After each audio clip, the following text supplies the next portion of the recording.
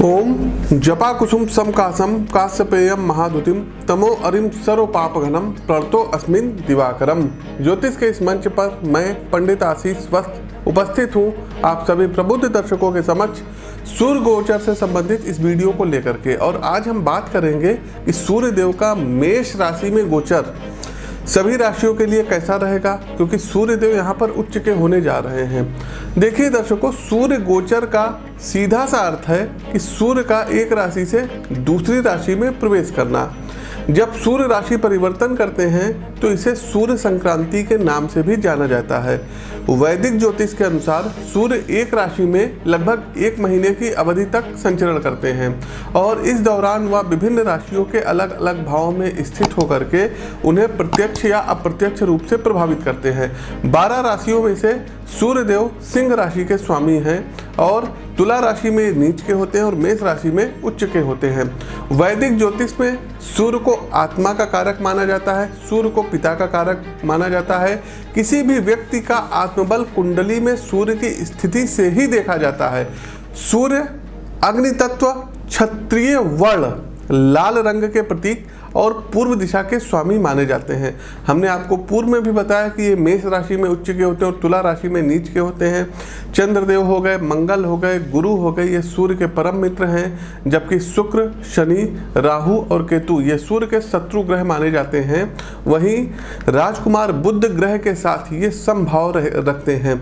हिंदू धर्म में भगवान सूर्य को जगत पिता कहा जाता है। सूर्य देव को अपार शक्ति वाला ग्रह माना जाता है, बहुत ही पावरफुल ये ग्रह होते हैं। ज्योतिष के अनुसार सूर्य देव को कार्यों में सफलता प्रदान करने वाले और विभिन्न स्थानों पर उच्च पद प्राप्त करने वाले कारक ग्रह माने जाते हैं। सूर्य देव जब राशि परिवर्तन करते हैं तो सभी राशियों पर इसका बहुत ही असर देखने को मिलता है। सूर्य ग्रह इस बार दर्शकों 14 अप्रैल 2021 बुधवार दिन रहेगा और दोपहर 2:23 पर मीन राशि से निकल करके और मेष राशि में ये आएंगे और 14 मई तक इसी स्थिति में रहेंगे। तो तमाम कुछ होने वाला है। भारत के परिप्रेक्ष्य में यदि हम बात करें दर्शकों, तो 5 राज्यों के जो चुनाव के रिजल्ट आने वाले हैं वो गोचर के कालखंड की इस अवधि के दौरान ही आएंगे, चूँकि 14 अप्रैल से 14 मई तक का जो समय रहेगा इसी में रिजल्ट डिक्लेयर होंगे। हमने आपको पूर्व में भी बताया था कि पश्चिम बंगाल में भले ही बीजेपी लार्जेस्ट पार्टी बन जाए लेकिन सरकार नहीं बना पाएंगी। यहाँ पर ममता बनर्जी किसी पार्टी के सहयोग से कम बैक करती हुई दिखाई दे रही हैं। असम में दर्शकों बीजेपी सत्ता में आएगी और 80% तक चांस है कि इस बार सीएम का कैंडिडेट कोई दूसरा हो। तीसरा दर्शकों, पुडुचेरी में भी बीजेपी सत्ता में आ सकती है। केरल की बात करें तो लेफ्ट की सरकार केरल में आएगी, वाम दल की सरकार आएगी। साथ ही साथ दर्शकों एक और राज्य रह गया है और ये स्टेट बसता है तमिलनाडु। तो तमिलनाडु की इस बार की जो ग्रह गोचर इशारा कर रहे हैं, एमके स्टालिन इस बार ये मुख्यमंत्री पद पर सुशोभित होंगे। कांग्रेस के साथ इनका जो गठबंधन है वो जीतेगा और इस बार वहाँ की सत्ता परिवर्तन होती हुई दिखाई दे रही है। तो ये 5 राज्यों के जो चुनाव थे इसके बारे में हमने आपको देखिए दर्शकों बता दिया है। आप लोग इस प्रेडिक्शंस को हमारे पूर्व के भी वीडियो में देख चुके हैं और आप लोग सहेज करके इस वीडियो को रखिएगा। तो मेष से लेकर के मीन राशि के जातकों के लिए सूर्य देव का ये गोचर कैसा रहेगा इस पर हम प्रकाश डालेंगे, क्योंकि उच्च के हो रहे हैं सूर्य देव। तमाम लोगों की कुर्सी रहेगी जाएगी, बहुत कुछ इसमें होगा दर्शकों।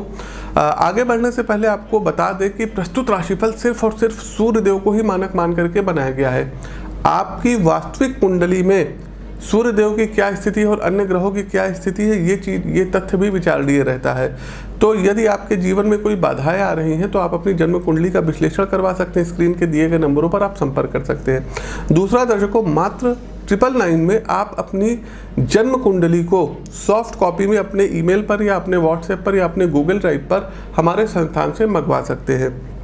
साथ ही साथ दर्शकों, आप लोगों से विनम्र निवेदन है, इस वीडियो को लाइक कीजिए, कमेंट बॉक्स में जय सूर्यदेव लिखिए और इस वीडियो को अधिक से अधिक प्रबुद्ध जनों तक शेयर करने में हमारी मदद कीजिए।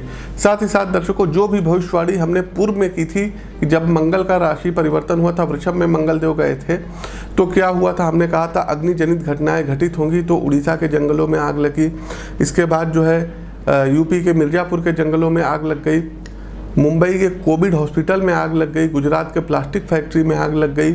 उसके अलावा रेलवे में तमाम बड़े बड़े हादसे हुए हैं, जो देहरादून शताब्दी जाती है उसमें आग लग गई, लखनऊ शताब्दी में आग लग गई, तमाम बसों में आग लग गई, दुर्घटना, मतलब आग ही आग लग रही है जब से मंगल वृषभ राशि में बने हुए हैं।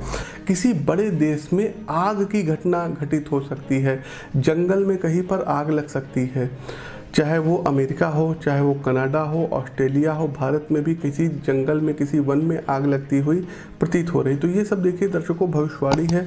भूकंप के फिर झटके आ सकते हैं, कोई प्राकृतिक आपदाएं आ सकती हैं, तो इन सब चीज़ों से बचना रहेगा। फिर हमने बताया था कि किसी पॉलिटिशियन की मृत्यु हो सकती है। अब आप खुद देखिए कि 2 मेंबर ऑफ पार्लियामेंट बहुत बड़ी पोस्ट होती है, बहुत बड़ा पद होता है, तो 2 लोगों की ये हो गया, और महामहिम राष्ट्रपति महोदय ये हॉस्पिटल में एडमिट हो गए। भगवान उन्हें अति शीघ्र स्वास्थ्य लाभ दे और लंबी आयु दे। प्रिय दर्शकों, किसी पॉलिटिकल लीडर का इस दौरान जो है ये जान जाइए कि हार्ट अटैक हो गया या किसी चीज़ की मतलब जो है बीमारी के कारण मृत्यु के योग बन रहे हैं। साथ ही साथ दर्शकों, हमने एक प्रेडिक्शंस और की थी, और ये प्रेडिक्शंस अर्थक्वेक को लेकर की थी, जो है भूकंप को लेकर के की थी, उसका भी अंश आप लोग देख सकते हैं। और एक बात और बताएंगे, आप लोग थोड़ा सा सतर्क रहिएगा, क्योंकि 28 फरवरी के पहले पहले कोई एक बहुत तगड़ा भूकंप भारत में आ सकता है। पाकिस्तान हो गया, अफगानिस्तान का क्षेत्र हो गया, नेपाल हो गया, चाइना का कुछ क्षेत्र हो गया, अरुणाचल प्रदेश हो गया, इंडिया की यदि हम बात करें अरुणाचल प्रदेश हो गया, हिमाचल हो गया, आपका क्या कहते हैं चंपारण साइड में भूकंप आ सकता है, उत्तराखंड में आपका भूकंप आ सकता है, दिल्ली भूकंप से कांप सकती है।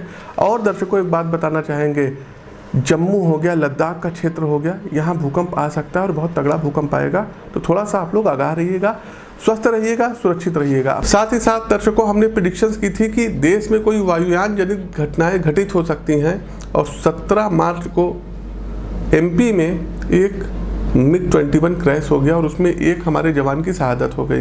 एग्जैक्ट नहीं, लेकिन मे भी ये हद है, मतलब ये बिल्कुल सत्य है। आज चूँकि ये जो वीडियो बन रही है तो 11 तारीख है, और ये वीडियो लगभग अपलोड होगी मान के चलिए 20-22 फरवरी में। तो कोई ना कोई वायुयान से संबंधित किसी देश में घटना हो सकती है। हमने दर्शकों ये भी कहा था कि सेना के ऊपर कोई अटैक हो सकता है, कोई आतंकवादी हमला हो सकता है, और छत्तीसगढ़ में जो आतंकवादी हमला हुआ है, जो नक्सली हमला हुआ है, आप उसका भी अंश देखिए। एक बात और बता दें दर्शकों, भारत के लिए बहुत ही ज़्यादा चुनौतीपूर्ण समय होगा। कोई बहुत बड़ी हिंसक घटनाएं घटित हो सकती हैं, विस्फोट से संबंधित कोई चीज़ भारत में देखने को मिलेगी, कोई आतंकवादी हमला हो सकता है।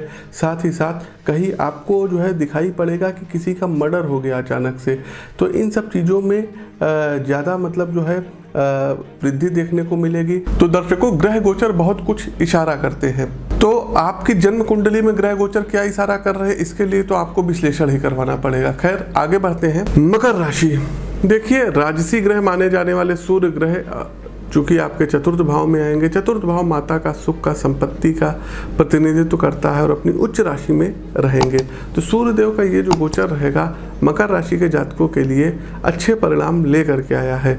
व्यक्तिगत तौर पर यदि हम मकर राशि के जातकों आपकी बात करें तो आपकी माँ का स्वास्थ्य इस समय सुधर जाएगा। जो भी दवाएं आपकी मदर की चल रही थी वो अब उनको लगती हुई दिखाई दे रही है।